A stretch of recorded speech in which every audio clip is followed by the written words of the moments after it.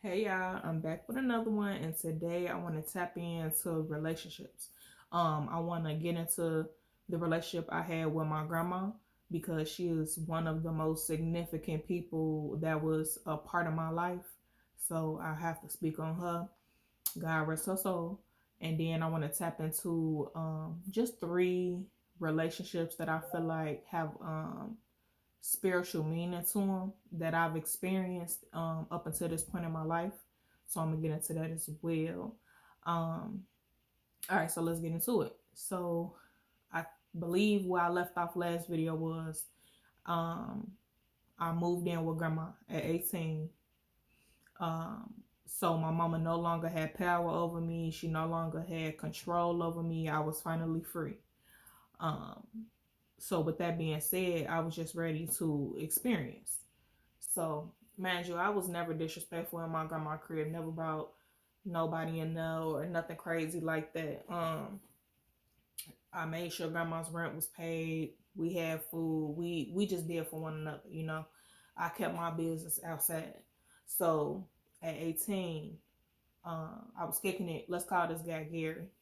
I was kicking it with Gary. Now, mind you, he lived out south side of Chicago, y'all. So I would go out there, kick it with him, drink. I was never too big of a smoker, but I would do that with different people, so on and so forth. Um, Now, this is one thing that I've always did with guys. I always let them know what I had going on, what my intentions was, all that. So, for example, I let them know, look, I'm going to school, I'm working a job, or I'm working two jobs at the time, depending on what I was doing. I don't want no relationship. My time is limited, so I can only kick it with you during the summer or um, a little bit during the fall, winter, whatever the situation was. I always let them know, and it was always them that wanted a relationship with me or wanted something more that I couldn't provide. So I did my part. That's how I look at it. That's all I could do. So, okay, this guy Gary. What I noticed with him was that um well, first let me say he was a Cancer just like myself. I was 18 and he was 20. No, he was 25. I was trying to say 27. He was 25. um Now, one thing I noticed with him was I would what happened? I'm trying to remember the first thing that happened. I don't remember, but I was kicking it with him on and off for 2 years. Um, but I would lose my wallet, y'all. I done lost my wallet messing with that man twice. Um, my car, I was having car issues. Car wouldn't start. Um, we was kicking it one day. We was drinking over there at the beach, and um, I ended up getting drunk, and I couldn't drive. I didn't want to cause no accident. I didn't want to cause no harm to neither one of us. So I asked him if he could drive. He didn't want to do it because he got a DUI. Um, so I was just put in a compromised situation. So at this point, I'm pissed. So we sat for a little minute. I was able to get myself together. I was still messed up, vision blurry and all, but I was still able to focus on, you know what I'm saying, my driving and what's going on around me. But imagine my speedometer. I call it speedometer, but it's a speedometer. Um, but my speedometer, it didn't work. I had an older car at the time, and I'm speeding, and he's steady telling me slow down, but I'm irritated. Like I just want to get him home and go on about my business, cause he blew me, cause he didn't want to drive, right? So, police pulled me over.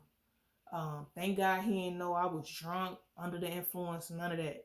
But the man took my license and he said that I was aggravated. It was like aggravated speeding, something like that. But basically, like I was doing 70, 75, and a 30 or a 35, something like that. It was like 30 over. I was doing 30 miles per hour over.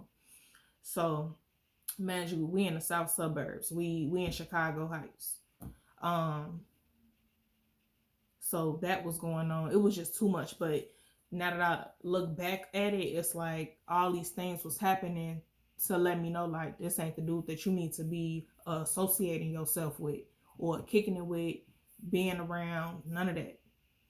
It was always something, y'all. So that was that. That was for 2 years on and off. And then after him, let's call this guy.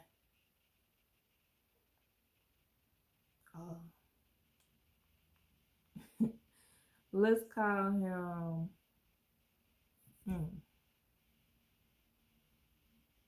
Let's just call him Ken. All right, call him Ken. So Ken, that was like a first love type of situation. I met him at 19 and he 30 years old. Met him through a friend. I met him out south, but he from out west. Now he had just got out 2 weeks prior. So he ain't had nothing, y'all. He was living with his sister in Joliet. Now, mind you, I'm the type of person, I don't judge nobody because ain't no telling what their circumstances was, why they in the situation that they in. So that's just what it was. I look at people for their heart, and their intent. So I was kicking it with him. And within 2 weeks, he says that he loves me. So in my head, it was like an eyebrow raise, right? I'm like, okay, but you barely know me. So how can you love me?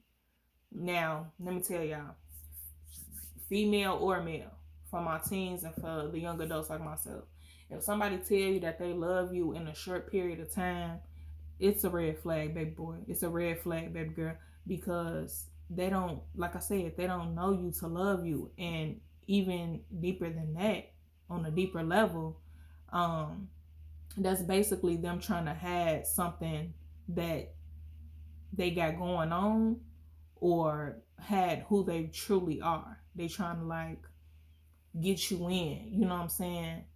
So you could see them and only them and not see the issues that they come with type stuff. So that was that. It was chaos. It was just chaos. It was something after the other. With him, he was an energy vampire. And I didn't understand that until a couple years later. After I kick it with him or be around him for a full day or whatever the case was, I would literally feel drained. And I didn't know why, because I wasn't on the level that I am on now to understand. I done seen the devil in that man's ass. It was scary. Something happened where he bit me on my arm like an animal. I was finna cuss. Like an animal. That man bit me on my arm like an animal. That's a red flag, y'all. And then he ended up putting his hands on me because I told him I was done. Like it was getting too weird. It was too much. It was too much for me. So I was done. And he ended up choking me. And like I said, y'all, when I was a little girl, I said a nigga would never put his hands on me. So that was it. I was done. This who you is. This is who you show me. That's all I need to know. Let me get up out of there. So by the grace of God, I ain't had no kids with that man. He had his own issues. I ain't finna talk down on nobody, nothing like that. He just had his own issues. I'm trying to make sure I point out all the red flags to y'all about that situation. I think that was it. Yep. And then people gonna let you know too, y'all, like in the beginning when y'all be having y'all conversations with this person, getting to know this person, they gonna tell you exactly who they are. So just listen and pay attention. Use your discernment. So that was that. Now I'm trying to see. Okay, so my child's father, I met him when I was 20 and he was 32 at the time. He inboxed me, and at this point in my life, I had told myself, like, I'm not finna entertain nobody else. These are my goals. This is what I want to achieve. This is what it is. But for some reason, I entertained him. I wanted to see, okay, what was to him. I still to this day don't know why that was, but yeah. So, man, he was living in a hotel at the time. Um, but he was cool. Like, what was intriguing about him to me was his confidence. He knew what he wanted to do, very intelligent. Um, it just seemed like he was having a hard time, which, like I said, I don't judge nobody. I don't know, what may have caused him to be in that situation. I didn't know at the time. So, that don't stop me from being cool with a person. So then, spent some time with him, cool. Then a month later, I invited him over to my crib. So for a month, I didn't let him know that I had my own. I had to fill him out. Okay, cool. So then,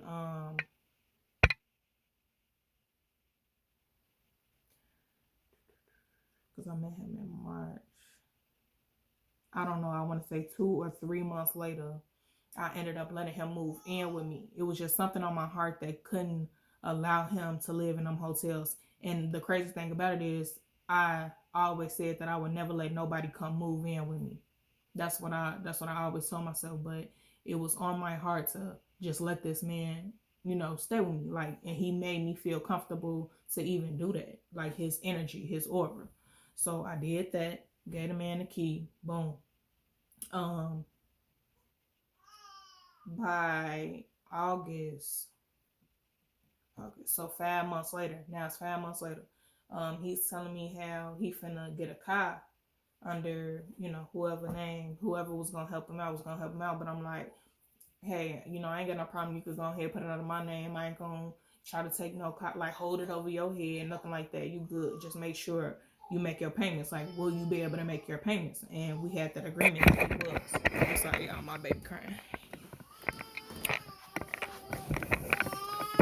Oh, Stinky. Hi. Come on. So we had that agreement.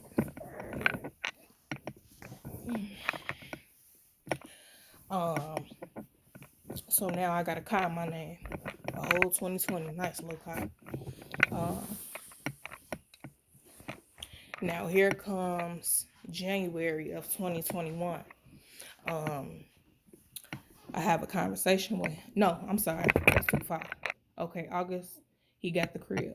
Then in December, it was some stuff that had happened that I didn't like. So I had ended up, packing his stuff up for him.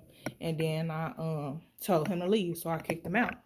And he left. And at that point in time, that was my first spiritual awakening. And the term for it was the dark night of the soul. So that's what I was going through. So it was I was doing a whole lot of crying. I was doing a whole lot of cleansing. It was a lot that was on my heart as far as like childhood traumas that was coming back up for me. A lot was going on in 2020 for everybody. So I'm just crying my eyes out because it's the first time that I'm able to really think about everything that I've been through up until that point in my life and really sit on it and go through it. So that was my first spiritual awakening. God put me through that. So 6 days later, after I had kicked him out, I asked him to come back because I felt like I needed him. For some reason, I felt like I needed him. Now, y'all, I'm very much so independent. Like I said, I worked 1, 2 jobs. You feel me? Like I could take care of myself. I really don't need nobody. I don't want to be that type of person. Like I don't need no nigga for nothing. But at the end of the day, like I did it.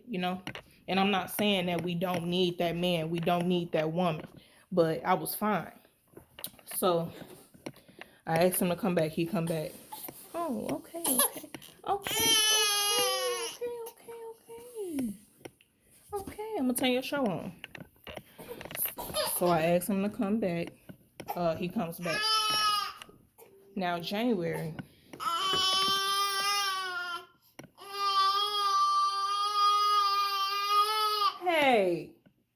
was doing all that hollering. Yeah, it's me. I'm talking to you. Baby. Look, your show. I'm sorry, y'all.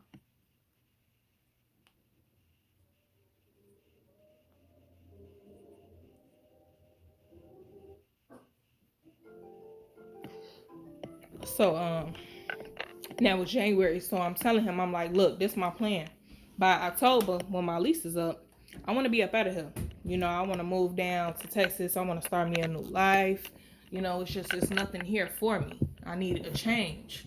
So, he was telling me how he's not gonna leave his kids, and he's not sure what he finna do, this, that, and the third. And he says that he don't want to go to Texas. Okay, that's fine.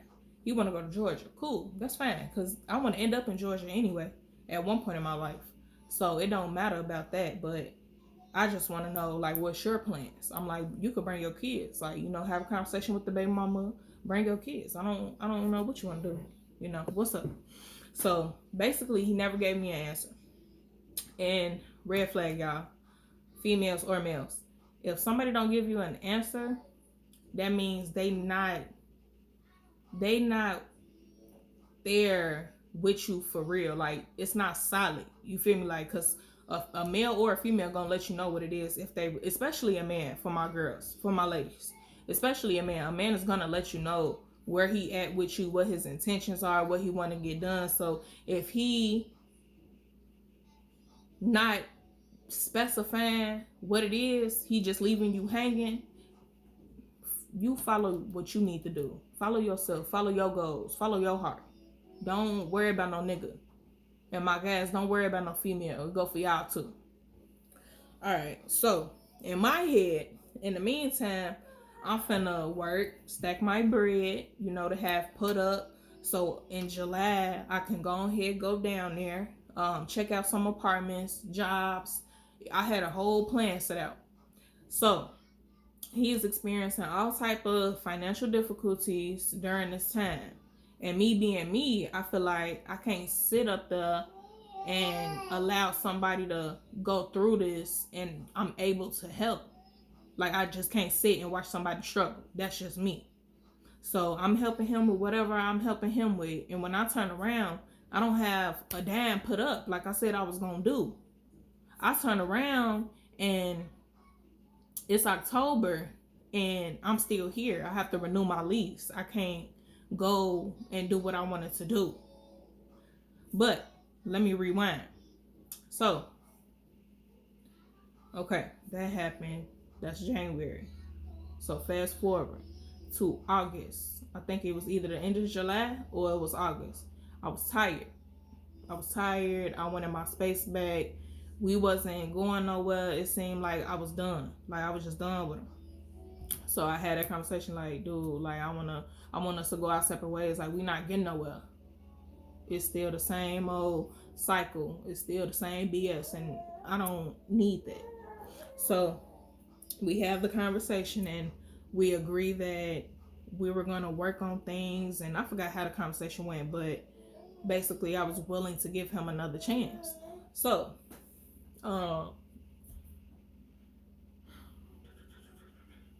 in August as well, it was still August, I had a conversation with him. I was like, now this is right after I was ready for him to leave, after we got back on track. Now I'm like, okay, I don't want to take plan B's no more. So if I end up getting pregnant, will you be okay with that? Because I was just taking too many plan B's, y'all. It was just too much. I didn't want to possibly not be able to have kids in the future because I was taking so many. I just didn't want that for myself. You know what I'm saying? So I was honest and I asked him straight up. And he was like, yeah. So come to find out, you know, I'm going outside with the girls. I'm having a ball. You know, I'm going to work. I'm still on my A game, you know. I'm enjoying my life. So then we found out actually that I was pregnant. We found out a month later though. So now it's September. And I'm gonna tell y'all how I found out. Now I'm into angel numbers. Some of y'all may know what that is. It's like 111, 222, 333. It's basically like it's supposed to be your angels reaching out to you through numbers to give you messages about things that's going on in your life. If you're going in a good direction or if you're falling off, different things like that. So I'm into those. So it was a specific number I had seen. I looked it up and it was like you're gonna be expecting, your family's gonna be expecting, and marriage is in the horizon, on the horizon. It was something along those lines. So I'm like, huh? Hold on. Am I pregnant? So at the time I'm working at the gas station.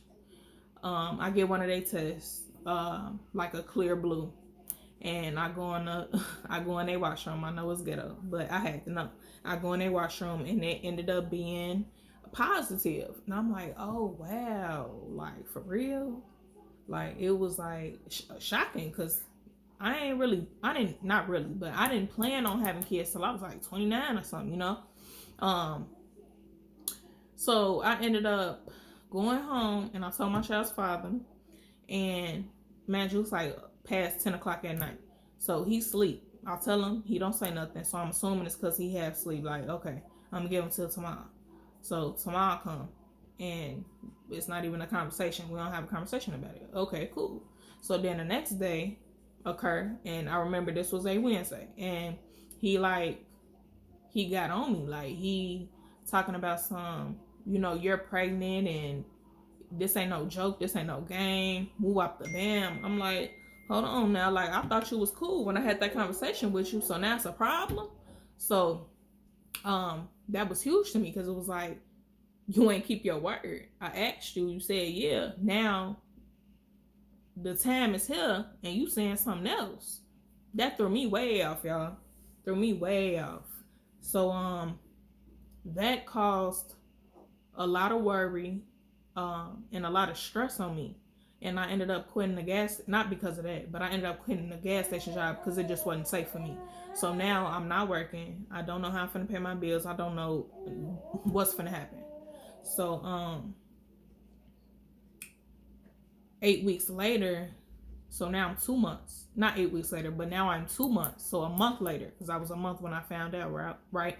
So now I'm 8 weeks and I start bleeding.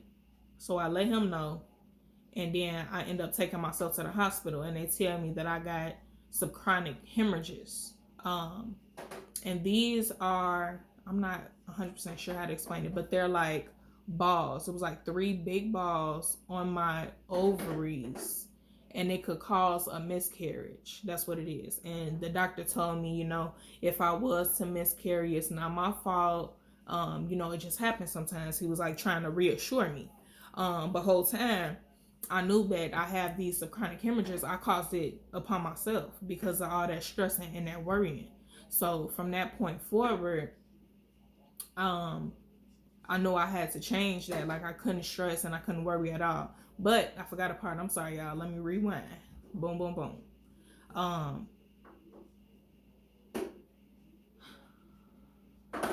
So, okay, after I told him about the pregnancy and then he was upset, we ended up getting into it real bad.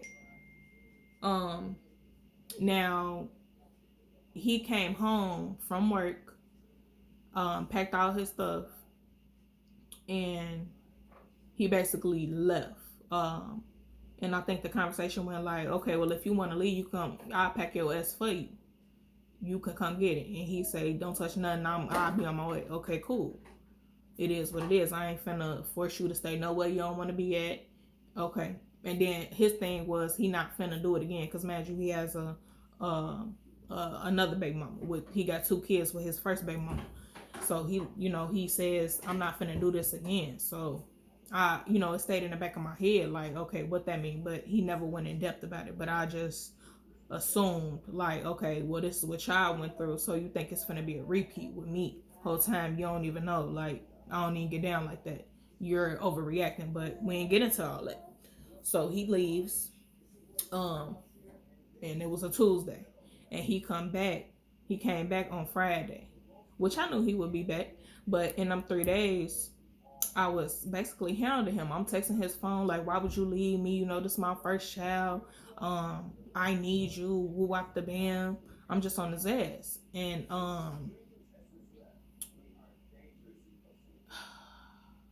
in that time period, so what's that? 72 hours. In that time period, I was contemplating abortion. Now this is a big part for me, y'all. Let me go ahead and get in depth. Now I was contemplating abortion. Now me personally, I am against abortion, and I can't speak on what other people do. You know, that's their choice. Their circumstances is different from mine. You know, everybody has their own opinion. It's their own life. You do what you want to do. I'm not here to judge anybody. But for me, it was always like I'm gonna protect myself. So I'm not even in a position to get pregnant, to even be in a position to have to get an abortion. You understand what I'm saying? I'm 22 years old. Like, I'm 22. I still didn't have no kids.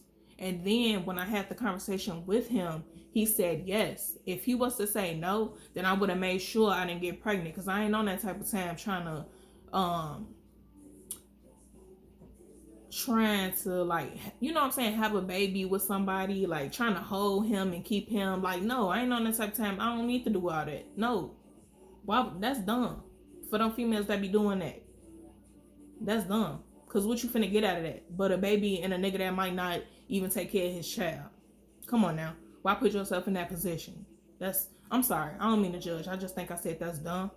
I apologize. But that's not the correct mindset that you should have. Let me say it like that. It don't get you nowhere. So now it's like, damn, like, I don't know if I want to have an abortion, because I don't want my child growing up in a broken home, 2 separate households. That's what I had to do. You know what I'm saying? With my mom, my daddy. I always wanted my child to be secure, stable, 2-parent household, loving, you know, a set foundation, loving, caring, honest, influential, like a positively influential, just things like that. And it was like, I could see down the line, like, that's not what it was gonna be, and that's not what I wanted for her. At the same time, like, my morals and my values is, I don't agree with abortion. Like, I'm not for that. It's just me. I don't advocate for it. That's just me.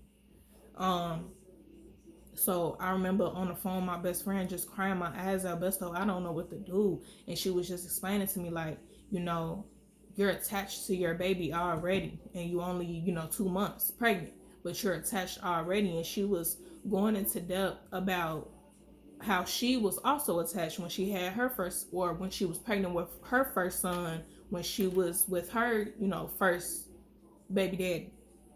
I'm not gonna put all her business out there. I'll let her do that if she's willing to. Come on here and explain her experience. But she was like, at the end of the day, Besto, it's about you. You're gonna be the one that gotta take care of that baby. You're gonna be the one that has to provide if he decides not to be in y'all life, or whatever it is that he will do or what he won't do.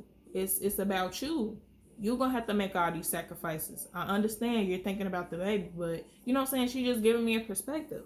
So it got to the point where I even made an appointment for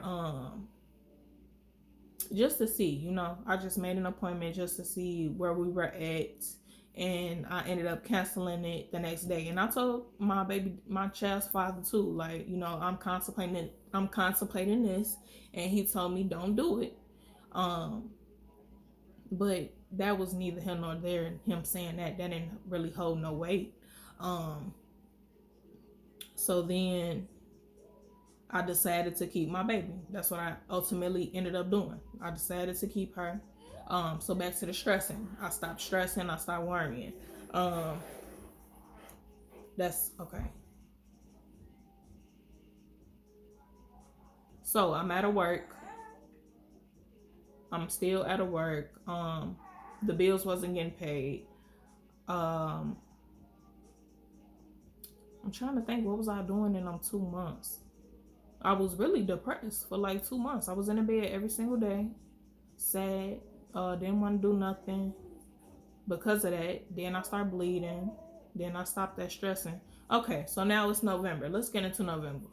So now it's November, and it's around Thanksgiving.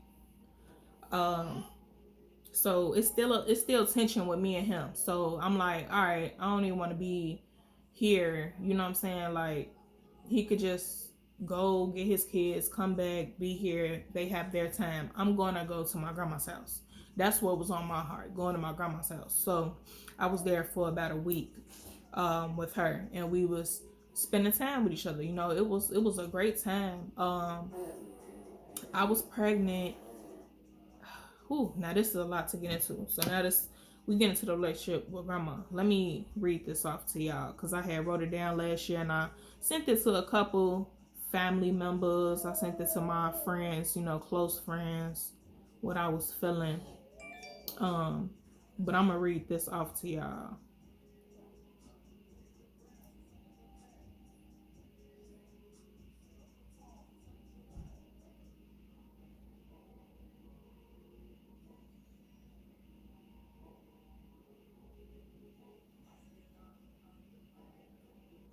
Okay. So my grandma was my mother. She raised me. We lived with her at least 3 different times in my life, and she lived with us once. She even had custody of me at one point. Our bond strengthened once I became a teenager because I was getting wiser and we connected on a deeper level. Um, at 18, grandma let me move in with her. I already went into that. Um, and by living with her, I was given the opportunity to work, to save up, to get my own crib. So 14 months later, y'all, I ended up moving into my own crib. Um, I asked her, did she want to move in with me? Because she was going, we were going through the ceiling was caving in on us, like water coming in, like a whole, not, it wasn't no big old hole, but like cracks, you know what I'm saying, coming through the ceiling, and they was taking a long time to fix it. So at this point, I'm like, okay, I gotta really hurry up and get a crib. Me and grandma gotta get up out of here. So I got my crib, and I told grandma come with me. She didn't want to. Now I assume she didn't want to because she wanted. This is my first time being on my own. I'm 19 years old at the time. She wanted me to, just enjoy myself, have that experience, and I also believe she just wasn't ready to like leave her place. That's how I looked at it. Um. So okay. So now I'm into me on my own now when I was in my crib. So I had been working 2 jobs and going to school, and I still would find time to go to my grandma's house, take her to the store, take her to her doctor's appointment when she didn't have a car. We always went out to eat, even if it was a regular day. We did that regularly, y'all. Like that was normal. Some people can't even do that once a month. So we was just doing it regularly. I'm always paying. Come on, grandma, let's go out. Let's enjoy ourselves. Um, she always came to visit me at my jobs. She used to be embarrassed to show her face at one point because my mama used to be embarrassed of her back in the day. But I always reassure my grandma I love to see her, and eventually my coworkers even knew who she was or that she was there for me. She was no ordinary lady. Grandma loved knowledge. She always stayed up on game. Her character and personality was so amazing. She was a comedian in a sense. I would say I was an old lady and she was a young one when it came down to it. She was and is everything to me. And I say that with my whole heart. My grandma's still everything to me, even though she's not here. Um, so I was experiencing symptoms my grandma was experiencing, and I just thought they were pregnancy symptoms. See, me and my grandma, we had a soul bond. And y'all, soul bonds is not only for people that's in relationships or in marriages. It could be family. It could be friends. It's whoever that you have that connection with, that deep connection. You understand what I'm saying? Um, so those days and nights, I would cry just thinking about her. My soul knew her time was coming to an end, but I wasn't consciously aware. So yeah, y'all, like it'll be nights that I just start crying out of nowhere, like thinking about my grandma passing away, and I didn't know why I was having them thoughts. Um, but whole time, like I think a month or two, like when I was crying and all that, um, it was because it was her time. Her time was coming up. So I, like I just said, I wasn't consciously aware, but God was really showing me. He was like not showing me, but telling me. Um. Okay, so basically, with a soul bond, you take on. Plus, I'm an empath, so we unintentionally take on people's feelings and emotions. So I had taken on her feelings, emotions, sorrow, and what I wasn't even realizing it. So those last few months, my grandma hadn't been herself. She's usually upbeat, high vibrational, loud, funny, ready to get her day going type of person. And the first thing I noticed was her stomach was big, like it was bloated. And I had noticed that early on in the months of 2021, early on, like January, February or something. Um, and I asked her about it, and she never wanted to talk about it. Then I noticed how she was more tired than usual. She took more naps, or she stayed home more, and she sounded depressed sometimes, and she couldn't walk for a long period of time. She needed motivation from me. She was upset more than normal, and then towards the end, she would get off the phone quick, which was withdrawing. Um, these were all the symptoms that she was having of the end of her life here on earth. I'll put it like that.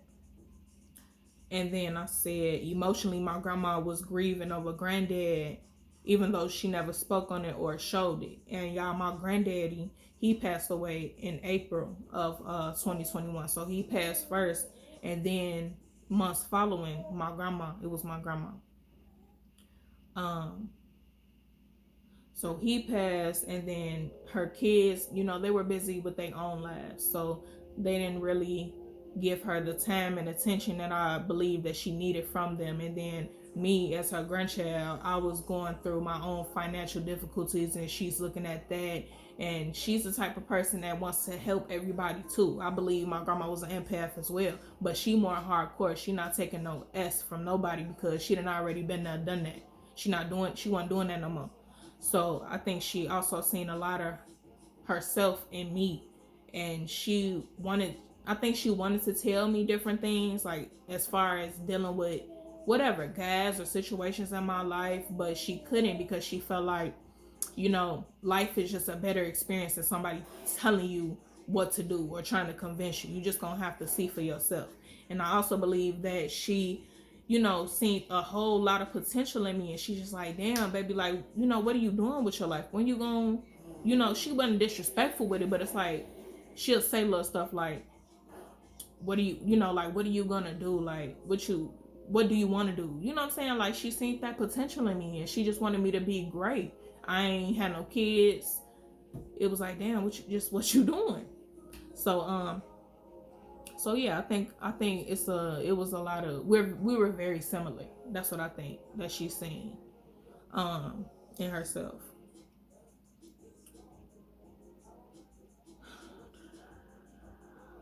So my grandma was going through the process of dying while I was going through the process of creating life, and we were experiencing the same things. The only difference was maybe her pain, her physical pain was greater than mine, cuz this being my first time pregnant, like it was physically painful, but like women, we can tolerate pain a little better than men can.